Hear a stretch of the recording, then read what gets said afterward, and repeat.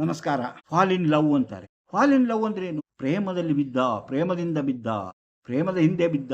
ಏನು? ಪ್ರೀತಿ ಇದ್ದರೆ ಬೀಳೋದಿಲ್ಲ ಯಾರು. ಪ್ರೀತಿ ಇಲ್ಲದಿದ್ದಾಗ ಮಾತ್ರ ಪ್ರೀತಿ ಇಲ್ಲದಿದ್ದಾಗ ಬಿದ್ದೋಗ್ತಾರೆ ಹೊರತು ಪ್ರೀತಿ ಇರುವಾಗ ಯಾರು ಬೀಳಲ್ಲ. ಪ್ರೀತಿ ಸಿಗದೆ ಇದ್ದವನು ಆತ್ಮಹತ್ಯೆ ಮಾಡ್ಕೊಂಡ ಅಂತ. ಪ್ರೀತಿ ಇಲ್ಲದಿದ್ದಾಗ ಅವನು ಏನೋ ಮತ್ತೇನೋ ಮಾಡ್ಕೊಂಡ ಅಂತೆ. ಹಾಗೆ ಪ್ರೀತಿ ಸಿಕ್ಕಾಗ ಅವನು ಹ್ಯಾಪಿ ಆಗಿರ್ತಾನೆ. ಯಾರೇ ಆಗ್ಲಿ, ಅವನಾಗ್ಲಿ ಅವಳಾಗ್ಲಿ, ಪ್ರೀತಿ ಇದೆ, ನನ್ನನ್ನು ಪ್ರೀತಿಸಲು ಒಬ್ಬ ವ್ಯಕ್ತಿ ಇದೆ, ನನ್ನನ್ನು ಪ್ರೀತಿಸುತ್ತಾರೆ ಎಂಬಂತಹ ಒಂದು ಸಿಹಿಯಾದ ಅನುಭವ ಅವನಿಗಿದ್ದಾಗ ಅಥವಾ ಅವಳಿಗಿದ್ದಾಗ ಅವನು ಸುಖವಾಗಿ ಸಂತೋಷವಾಗಿರುತ್ತೆ. ಆದ್ರೆ ಆ ಪ್ರೀತಿ ನನ್ನ ಕೈ ತಪ್ಪೋಯ್ತು, ಕೈ ತಪ್ಪುವುದಾಗ ನನಗೆ ಕಹಿ ಅನುಭವ ಆಗುತ್ತದೆ. ಆವಾಗ ಅದೊಂದು ಸೀರಿಯಸ್ ಮ್ಯಾಟರ್ ಆಗಿದೆ. ಅದಕ್ಕೆ ಹೇಳೋದು, ಆಸ್ಪತ್ರೆಗೆ ಹೋಗೋದು, ಲವ್ ಅಲ್ಲಿ ಪ್ರೀತಿಸೋದು ಒಂದೇ ರೀತಿ. ಆಸ್ಪತ್ರೆಗೆ ಯಾರು ಹೋದ್ರೆ ಅದೇನ್ ಸೀರಿಯಸ್ಸಾ, ಸೀರಿಯಸ್ ಅಂತ. ಪ್ರೀತಿಯಲ್ಲಿ ಬಿದ್ದಾಗ ಪ್ರೀತಿ ಸೀರಿಯಸ್ ಆಗಿ ಪ್ರೀತಿಸ್ತಾ ಇದೆಯಾ? ಹೀಗೆ ಪ್ರೀತಿಯಲ್ಲೂ ಇದೆ, ರೋಗದಲ್ಲೂ ಇದೆ, ಅದು ಸೀರಿಯಸ್. ಆದರೆ ಪ್ರೀತಿ ಅನ್ನೋದು ನಮ್ಗೆ ಬೇರೆಯವರು ಕೊಡುವುದಲ್ಲ, ನಾವು ಅವರಿಂದ ಪಡೆಯುವಂಥದ್ದು. ಯಾಕೆ? ಅವರಿಂದ ನಾವು ಪ್ರೀತಿ ಪಡೆಯುವಂತಹ ಅರ್ಹತೆ ನಮಗಿರಬೇಕು.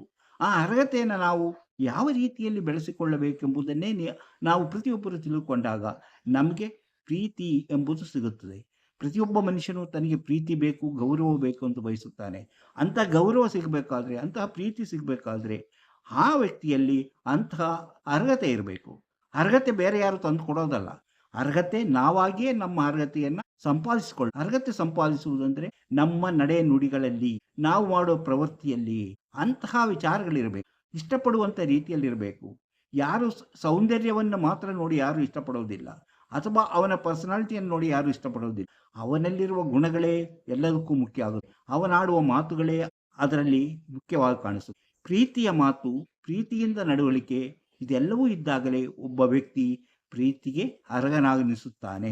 ಅಂತಹ ವ್ಯಕ್ತಿಗಳಿಗೆ ಇಂಥ ನಿರಾಶೆ ಪಡುವಂಥ ಅವಶ್ಯಕತೆ ಇಲ್ಲ. ಪ್ರತಿಯೊಬ್ಬ ವ್ಯಕ್ತಿಗೂ ತಾನು ಏನನ್ನು ಬಯಸುತ್ತೇನೋ ಅಂಥದನ್ನು ಬೇರೆಯವರಿಗೆ ಕೊಡಲು ಸಹ ಸಿದ್ಧನಿರಬೇಕು. ಅಂದರೆ ನಮ್ಮನ್ನ ಯಾರಾದರೂ ಪ್ರೀತಿಸಿದರೆ ನಾವು ಅವರನ್ನು ಅದೇ ರೀತಿಯಲ್ಲಿ ಪ್ರೀತಿಸುವುದೇ ನಿಜವಾದ ಪ್ರೀತಿಯನ್ನು ಅನುಭವಿಸಲು ಸಿಗುವಂತ ಅವಕಾಶ.